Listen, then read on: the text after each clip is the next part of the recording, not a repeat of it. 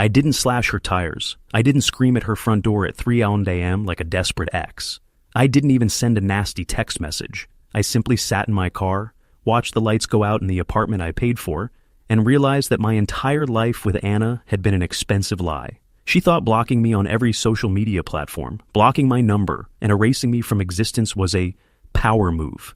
She thought she could just ghost me after 3 years because she found someone more exciting. She forgot one tiny, insignificant detail in her grand plan to upgrade her life.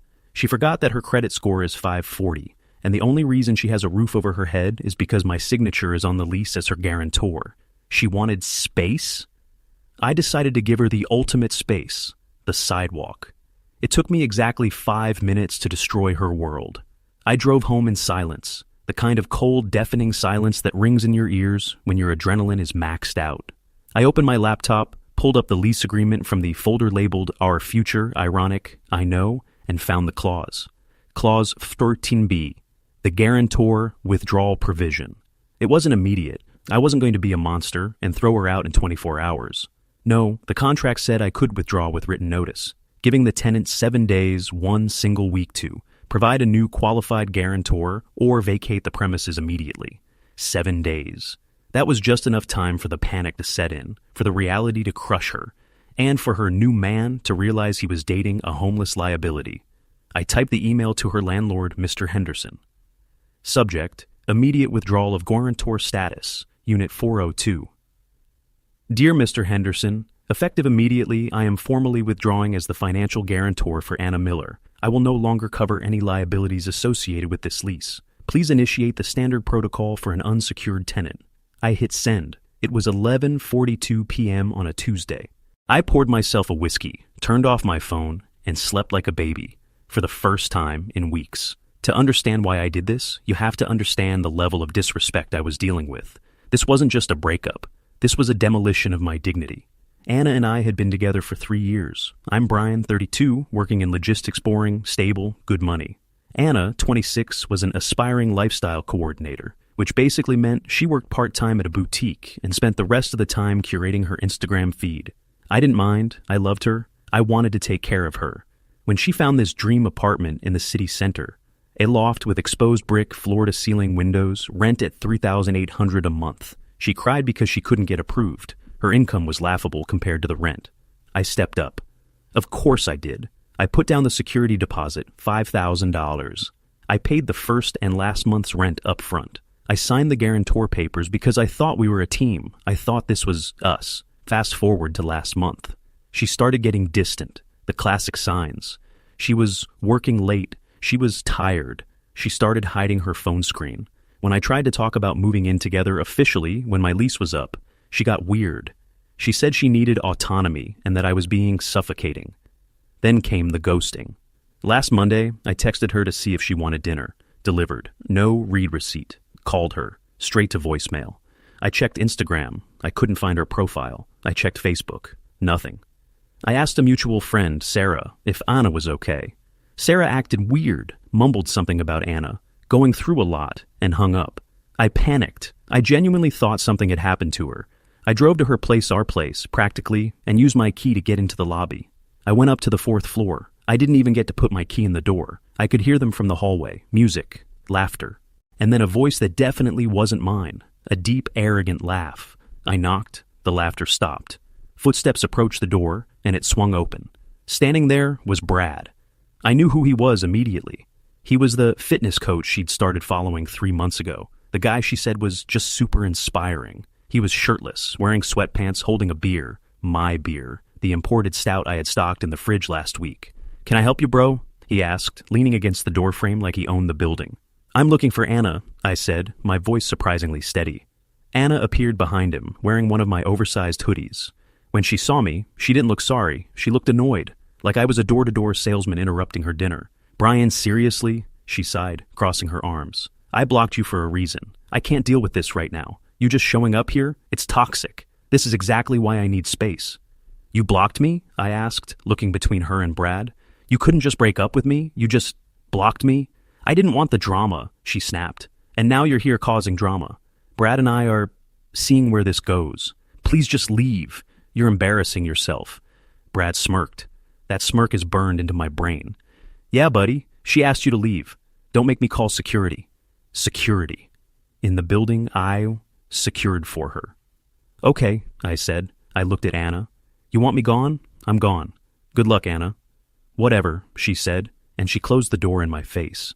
I heard the lock click. Then I heard Brad say, "What a loser," followed by her giggling. That was the moment the love died and the cold, mechanical rage took over. That was the moment I decided she didn't just deserve a breakup. She deserved a reality check that would hit her bank account harder than she hit my heart. The fallout didn't start immediately. Wednesday passed, Thursday passed. I knew Henderson, the landlord, was a stickler for rules. He wasn't the type to email. He was a formal letter type of guy. He would process my withdrawal, check Anna's file, realize she was woefully underqualified, and send a formal cure or quit notice via courier. Friday morning, my phone blew up. I was in a meeting when I saw my screen light up. Anna, blocked. It went to voicemail, then again. Then a text from a number I didn't save, probably Brad's phone. Then Sarah, the friend who lied to me. I stepped out of the meeting and checked my voicemail. Brian, what the hell is this? I just got a letter from Henderson. He says you pulled the guarantee. He says I have 7 days to find a new guarantor who makes 40 times the rent or I have to leave. Are you insane? You can't do this. Call me back right now. Her voice was shrill, panicky. The arrogance from the hallway was gone. I didn't reply. An hour later, an email from her. Subject, you are ruining my life. Brian, I don't know what kind of sick game you're playing, but this isn't funny. My parents can't sign for me. Their credit is maxed out. You know that. You promised you'd help me with this place. You're making me homeless because I moved on? That is financial abuse. Fix this now, or I'm telling everyone what a psycho you are. I laughed out loud in the office break room. Financial abuse. The audacity was breathtaking. Then came the message from Brad. He texted me from his number. Yo, man, low blow. You're messing with a girl's housing situation. That's weak. Be a man and handle your heartbreak without being a bitch. Put your name back on the paper. We can talk about you getting your deposit back later, but don't kick her out. I finally responded. Not to her, to him. Brad, since you're the man of the house now, surely you can sign as the guarantor? The rent is $3,800. You need to show proof of income, roughly $150 a year. If you can't afford it, maybe you guys shouldn't be living there. Not my problem anymore. He didn't reply. I knew why. Brad was a fitness influencer with 4,000 followers and a leased BMW. He probably didn't have $500 in his savings account, let alone the credit history to back a luxury loft. Saturday came, and the clock was ticking. She had until Tuesday to fix it or get out. The text shifted from anger to bargaining. Anna, Brian, please, I'm sorry about how it happened. I was just scared to hurt you. Can we meet for coffee? I miss you. This whole thing with Brad isn't even serious. I was just confused. Don't throw away 3 years over a mistake. I love the apartment. It reminds me of you. Please. It reminds me of you. That line almost made me vomit. It reminded her of me because I paid for every single thing inside it. I responded to her email with a single attachment, a spreadsheet. Subject, property recovery schedule. I listed every single item in that apartment that I had purchased. The Samsung frame TV, $2,000.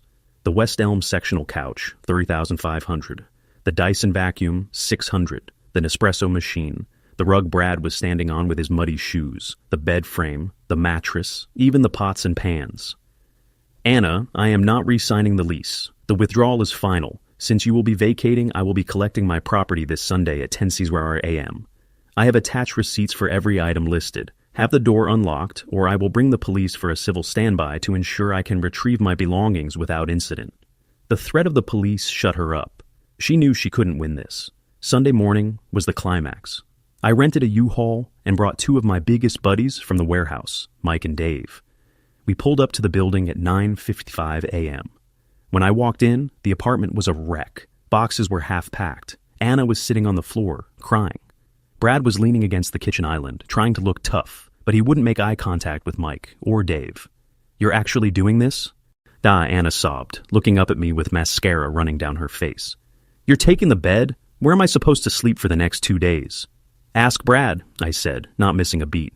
Brad looks like a resourceful guy. Maybe he has an air mattress. I pointed at the couch. Mike, Dave, grab that first. Be careful with the corners. We stripped the place. It was surgical. I didn't scream. I didn't break anything. I just reclaimed my life piece by piece. Brad tried to stop me when I went for the TV. "Bro, come on, the game is on later," he muttered, stepping in front of the wall mount. I stopped and looked him dead in the eye. "Brad, this TV costs more than your car payments. Step aside, or I add assault to the police report I'm happy to file right now." He stepped aside. He was a coward. They always are. As we were hauling the mattress out to the elevator, the neighbors were watching. I saw Mrs. Gable from 403 peeking out.